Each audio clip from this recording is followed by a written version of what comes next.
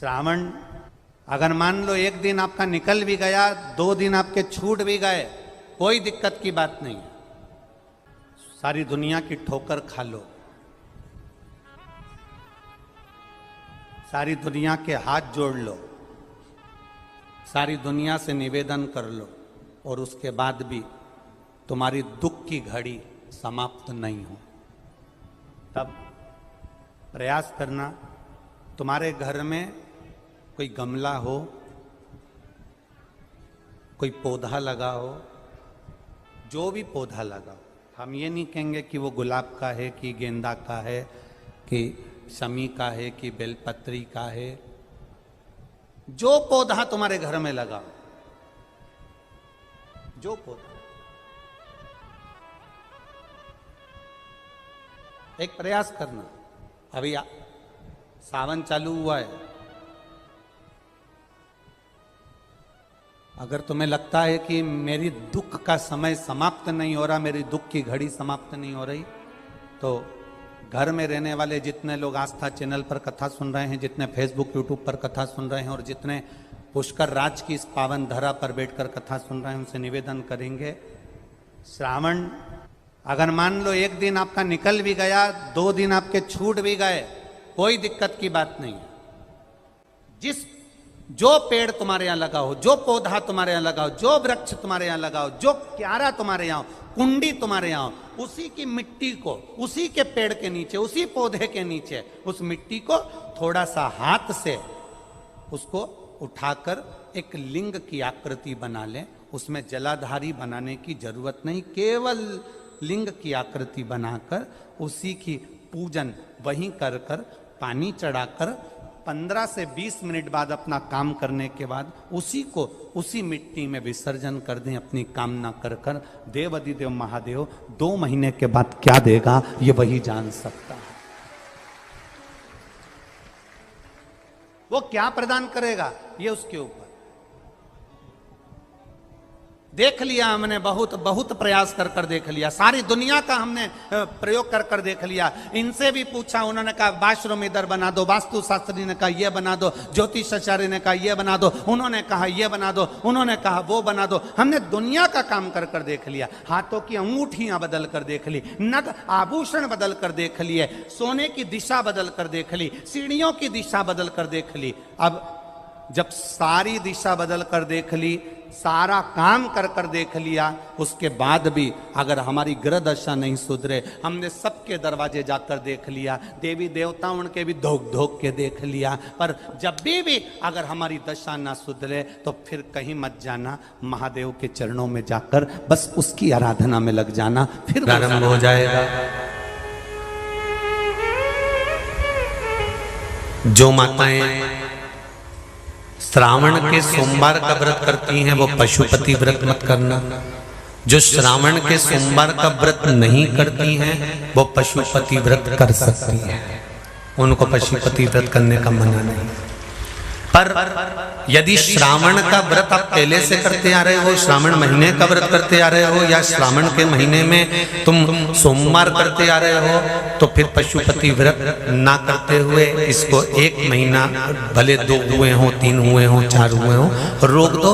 फिर अगला जब श्रावण पूर्ण हो जाए फिर जो सोमवार आए फिर चालू कर दो।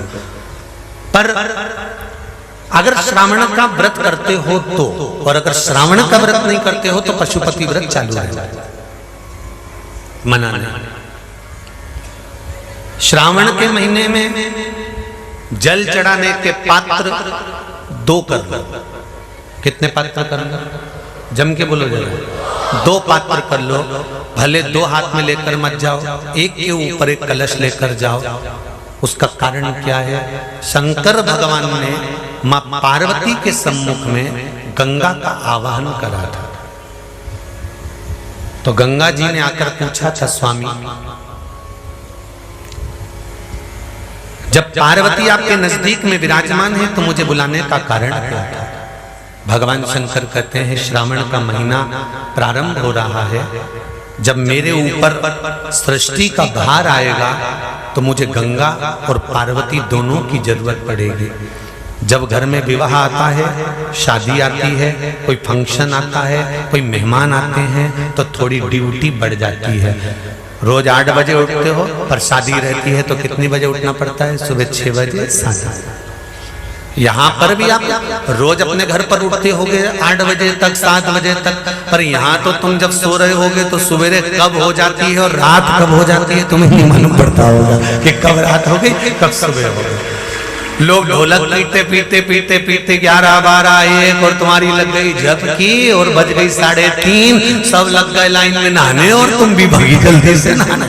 अब नहाने भी कहाँ जाएं? तो माता इतनी चतुर, उन्होंने कहा बरसती हो रही है जल की। भगवान भी सोच समझ के पानी गिराता था, 3 बजे से गिराना चालू करता था 6 बजे तक। उस बीच में भगवान को भी मालूम है मिश्रा जी कहाँ से नल लाएगा, इसलिए उन्होंने चारों तरफ से पानी गिराया और तो नहाना के अंदर। बोलो सही है कि गलत है? सब बाहर निकली धीरे से, इतनी चतुर, राम जी गजब की चतुर चतुर लोग आया है, गजब।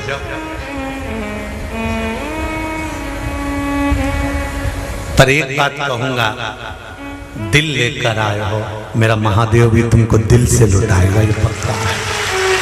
दिल लेकर आए हो। कल हम जब आप लोगों से मिलने, हमारा नियम है, जो हम जहाँ भी कथा भी करते हैं, चाहे रायसेन करी हो, चाहे सागर करी हो, चाहे जहाँ कथा करते हैं वहाँ रात में जो लोग रुकते हैं उनसे प्रयास रहता है कि थोड़ा मिले।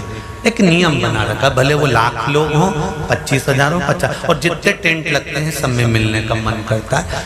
आपसे कल भी मिलने आए थे और कई लोगों की आंख में आंसू भी थे, कई लोगों के हृदय भी नम थे कि हम अब कल चले जाएंगे। पर दुख मत करना,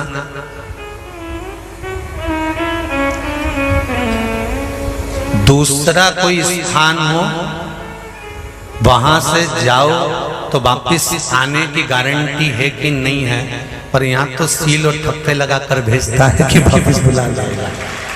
तो फिर क्या दिक्कत? उसकी आराधना मात्र करिए।